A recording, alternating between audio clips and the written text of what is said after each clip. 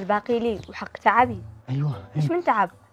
تعبتي رحتي لعند الثلاجة وشليتي الشعير التفاح ورجعتي ومشيتي. تعب معانا الله يكون في عونش والله العظيم الله يعينش. ما تعبت ولا حاجة، انتظر ادي لك الباقي. لا حق تعبش، الباقي حق تعبش، انا ما اشتي اظلم احد. المهم واذا تشتي اي حاجة سير انفعش للبقالة اشتري لك اي حاجة كلميني انا موجود، انا قريب. لا والله تنفعني من البقالة، يعني على اساس انا مانيش في بقالة.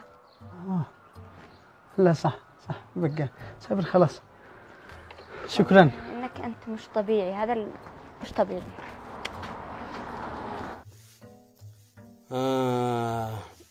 هيا كيف الطعم يابا؟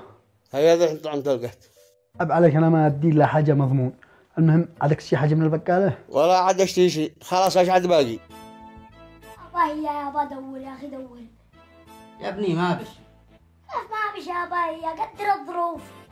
ايش اقدر الظروف يا ابني؟ ما بش ولا ريال. لين ادي لك؟ يابا هي وانت يحسب الله اني حق الشقارة. هي ما بش حق شقارة ولا حق قال. يابا ادي لي اليوم ولا عديلش ولا اي مرة. ادي لي اليوم. ما بش اليوم ما بش مني.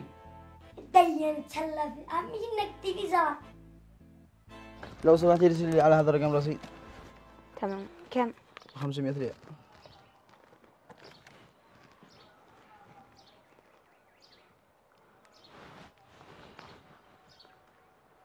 وصلك الرصيد؟